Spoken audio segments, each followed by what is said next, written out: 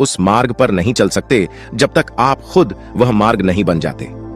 लोग सवाल पूछते हैं, मेरा मन नहीं लग रहा, मैं क्या करूं? मैं मन को शांत करना चाहता हूं, एकांत करना चाहता हूं, मन को साधना चाहता हूं, हर तरह के फालतू के विचारों से मुक्ति पाना चाहता हूं, पर मेरा मन कहीं लगता ही नहीं, वो हमेशा भटकता रहता है। आइए एक कहानी के जरिए से हम आपको थोड़ा इसे समझाने की कोशिश करते हैं। इस कहानी से आप अपने ध्यान को केंद्रित करना सीख जाओगे, मन को शांत करना सीख जाओगे। इसके लिए आपको इस कहानी को ध्यान से सुनने की जरूरत पड़ेगी। एक बार महात्मा बुद्ध अपने शिष्यों को ध्यान साधना सिखा रहे थे। तभी एक शिष्य बोला, हे गुरुदेव, मेरे मन के अंदर कुछ सवाल उत्पन्न हो रहे हैं, क्या मैं आपसे कुछ पूछ सकता हूं? महात्मा जी ने कहा, बिल्कुल पूछ सकते हो। शिष्य ने कहा, जैसे मैं पानी पीता हूं तो मेरी प्यास बुझ जाती है, या कोई भी पानी पीता है तो उसकी प्यास बुझ जाती है, तो यह ध्यान के संबंध में ऐसा क्यों नहीं होता? जब हम आपके कहने के अनुसार एक जैसा ध्यान करते हैं तो हम में से कोई पहले तो कोई बाद में तो कोई कभी भी ध्यान की स्थिति को प्राप्त कर ही नहीं पाता। ऐसा क्यों होता है? जैसे पानी से सबकी प्यास बुझ जाती है, वैसे ही ध्यान से सबके ज्ञान चक्षु खुल जाने चाहिए, पर ऐसा नहीं होता है। महात्मा जी ने कहा, कल किसी ने भोजन पर हमें आमंत्रित किया है, कल तुम मेरे साथ चलना, मैं तुम्हारे प्रश्नों के उत्तर वहीं दूंगा। अगले दिन गुरु और शिष्य भोजन के लिए एक धनी व्यक्ति के घर पहुंचे। धनी व्यक्ति की पत्नी ने उन्हें भोजन पर बुलाया था। दोनों भोजन करने बैठ जाते हैं। उन्हीं के साथ उस स्त्री का पति भी भोजन करने बैठा हुआ था। उसने अपने सभी नौकरों पर चिल्लाकर कहा, ये क्या बेकार सा भोजन बना रखा है, इसमें कोई स्वाद नहीं है। वह भोजन की थाली फेंक कर नौकरों से कहता है कि जाओ दोबारा ढंग का भोजन बनाकर लाओ। धनी व्यक्ति की पत्नी गुरु शिष्य से क्षमा मांगकर उन्हें भोजन परोसने लगी। दोनों ने भोजन किया। गुरु ने अपनी थाली में 2 रोटी छोड़ दी। गुरु ने उस स्त्री से कहा, बेटी, क्या तुम मुझे यह 2 रोटी बांध कर दे सकती हो?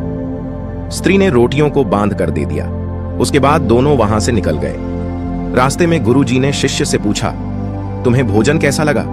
शिष्य ने कहा, भोजन तो अति स्वादिष्ट था, मुझे पसंद आया, मुझे भोजन करके बहुत अच्छा लगा। गुरु जी ने शिष्य से पूछा, इससे अधिक तुम्हें और कुछ नहीं लगा? शिष्य ने कहा, इससे अच्छा और क्या लग सकता है गुरुदेव, मेरी भूख मिट गई, मेरा पेट भर गया। गुरु जी ने कहा, भोजन तो अच्छा था, फिर वो उस स्त्री के पति को भोजन पसंद क्यों नहीं आया? भोजन तो अच्छा बना था ना, भोजन एक ही था, तब उसे पसंद क्यों नहीं आया? शिष्य ने कहा, आप ठीक कह रहे हो गुरुदेव, मैं तो कुछ समझ ही नहीं पा रहा हूं, आप ही कुछ बताएं। गुरु जी ने कहा, अभी तो मेरे साथ आगे चलते रहो। गुरु शिष्य चलते चलते बहुत दूर निकल आए। शिष्य ने गुरु जी से कहा, गुरुदेव, हम आश्रम के मार्ग पर तो नहीं हैं, फिर हम कहां जा रहे हैं? गुरु ने कहा, बस चलते रहो। बहुत दूर चलने के बाद एक व्यक्ति गुरु जी के सामने आ गया और उनके चरणों में गिर गया और बोला, हे परमात्मा, मेरी मदद करो, मैं 3 दिन से भूखा हूं, मैंने कुछ भी नहीं खाया है, आप कृपया कर मुझे कुछ खाने को दें। गुरु जी ने उस व्यक्ति को एक पेड़ के नीचे बिठाया और उन 2 रोटियों को निकाल कर दिया जो उस महिला ने उन्हें बांध के दी थी। रोटियों को देखते ही उस गरीब व्यक्ति की आंखों में चमक आ गई। उसने तुरंत उन 2 रोटियों को लेकर खा लिया। खाते समय उस व्यक्ति की आंखों से आंसू निकल रहे थे। वो रो रहा था और खाता जा रहा था और हाथ से इशारे कर रहा था, जैसे वो किसी अदृश्य शक्ति को कह रहा हो, तेरा धन्यवाद इस रोटी के लिए। खाने के बाद उसने गुरु जी को प्रणाम किया और धन्यवाद कहा। गुरु जी ने उस व्यक्ति से पूछा, भोजन का स्वाद कैसा था? उसने कहा, स्वाद तो था ही नहीं, केवल जीवन था, परमात्मा और ईश्वर था, ये रोटियां नहीं थी, यह तो साक्षात जीवन था। यह कहकर वह व्यक्ति वहां से चला गया। गुरु ने शिष्य से कहा, देखो, भोजन वही था, लेकिन एक व्यक्ति को उसमें स्वाद नहीं आता। तुम्हें उसमें स्वाद आया, तुम्हें भोजन पसंद आता है, लेकिन वहीं एक व्यक्ति को इस भोजन में स्वाद नहीं आता, बल्कि वह इसमें ईश्वर, परमेश्वर और जीवन को देख लेता है। इसी से पता चलता है कि व्यक्ति और भोजन की तृप्ति में भी अंतर है। पहले व्यक्ति को इसमें कोई तृप्ति नहीं होती, तुम्हें थोड़ी तृप्ति होती है, और इस व्यक्ति को अनंत तृप्ति होती है। ऐसा ही ध्यान के संबंध में होता है, जिसको जितनी ज्यादा प्यास होती है वो उतनी ही जल्दी मार्ग बना लेता है। उस शिष्य की जिज्ञासा का समाधान हो गया था। उसके प्रश्नों का उत्तर उसे मिल गया था। लेकिन एक प्रश्न का उत्तर हमें नहीं मिला। प्रश्न था, मन क्यों नहीं लगता? जब हमारे पास कोई चीज अत्यधिक होती है तब मन उससे भागने लगता है। जैसे उस धनी व्यक्ति का मन जिस भोजन से भाग रहा था जो उसके लिए आम बात थी। लेकिन जब कोई चीज हमारे पास सीमित मात्रा में होती है और हमें मिल जाती है तब हमारा मन उससे जुड़ा रहता है और हम उस चीज की थोड़ी बहुत अहमियत भी रखते हैं। जैसे उस शिष्य का मन जो उस भोजन से थोड़ा बहुत जुड़ा हुआ था, तो उसने उस भोजन के स्वाद को भी जाना। लेकिन जब हमें कोई चीज चाहिए होती है और वह हमारे पास नहीं होती तो पहले हमारा मन उस चीज के लिए बहुत लालायित रहता है। वह हर हाल में उसे पा लेना चाहता है। लेकिन जब कोई चीज प्राणों से जुड़ी हो, जैसे कि वह 2 रोटी, और जब बात प्राणों पर आ जाए तब मन गायब हो जाता है। तब आप स्वाद नहीं देखते, भोजन का प्रकार नहीं देखते हैं, तब आपको सिर्फ भोजन चाहिए होता है। तब आप एकाग्र हो जाते हैं भोजन के लिए। जो मिले उसी में आपको आनंद आ जाता है। स्वाद हो या ना, आपके प्राण अंदर तक उसे स्वीकार कर लेते हैं। और यह तब होता है जब मन नहीं होता। हम हमारे मन को लगाने की बहुत कोशिश करते हैं। कुछ पढ़ाई में लगाने की कोशिश करते हैं तो कुछ अपने काम में लगाने की कोशिश करते हैं। लेकिन आपने देखा होगा कि मन कहीं नहीं लगता, और यह लग भी नहीं सकता, क्योंकि इसका काम किसी चीज में लगना है ही नहीं, बल्कि इसका काम है आपको भगाना इधर से उधर। एक चीज आपको मिली तो दूसरी चीज पर ले जाना, दूसरी चीज आपको मिली तो तीसरी चीज पर ले जाना। मन संतुष्टि को नहीं जानता, वह केवल पाना जानता है, पाने के बाद भूल जाना जानता है।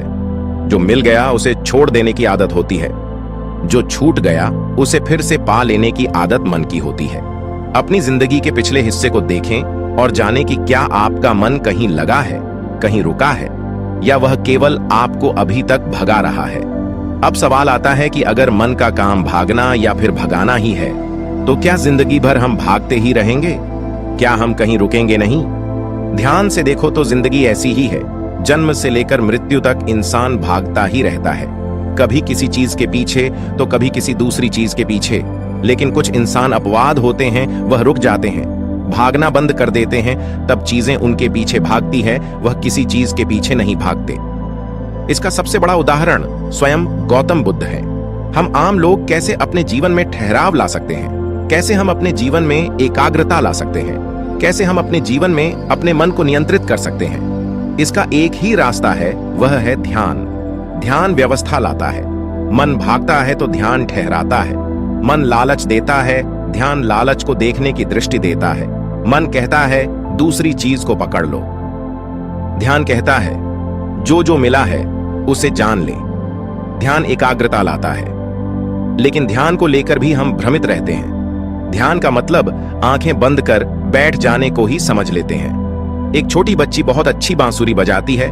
जब वो बांसुरी बजाती है तब उसके सुर में खो जाती है, तब उसका मन गायब हो जाता है। उसके प्राण केवल उस बांसुरी की धुन में ही रम जाते हैं और यही उसका ध्यान बन जाता है। लेकिन ऐसा इसलिए होता है क्योंकि इस लड़की को उस बांसुरी में रस आता है, आनंद आता है। यही उसकी प्रकृति है, वो वही कर रही है जो वो हो सकती है। एक अध्यापक जब अपने छात्रों को पढ़ाता है तो उसमें खो जाता है। वो अपने प्राणों से छात्रों को पढ़ाने का आनंद लेता है, उसमें रुचि है और उसकी यही प्रकृति है। जब वो पढ़ा रहा होता है तब उसके मन में कोई हलचल नहीं होती। वह तब ना तो भूतकाल की बात सोचता है, ना भविष्य काल की, वो केवल वर्तमान के क्षण में ही रहता है और यही उसका ध्यान है। जो व्यक्ति जो है, अगर वो वही होने लगे तो उसमें स्वतः से ही ध्यान घटित होने लगता है, वो एकाग्र होने लगता है। लेकिन जब व्यक्ति कुछ होने की कोशिश करता है तो उसका मन हावी होने लगता है, एकाग्रता टूट जाती है और तब हम भागते रहते हैं, सब कुछ पा लेते हैं, तब भी सोचते हैं कि कुछ रह गया है और ये अधूरापन कभी पूरा नहीं होता। क्योंकि जो आप हो सकते थे, जो आपकी प्रकृति थी, वो आप नहीं हुए, बाकी सब कुछ हो गए। ऐसे ही आप हमेशा अधूरे रह जाते हैं, तब मन कहीं नहीं लगता।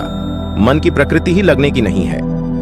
जो लगता है वह एकाग्रता है, वह ध्यान है। और जहां आपको एकाग्रता मिल जाए, समझ लेना वही आपके लिए बना है, जिस पर चलकर आप संपूर्ण हो सकते हैं। दोस्तों, आपने क्या सीखा कमेंट करके जरूर बताना। उम्मीद करते हैं कि आज की इस कहानी से आप सभी अपने मन को शांत जरूर कर पाए होंगे और इसी तरह के और कहानी के लिए चैनल को सब्सक्राइब करें।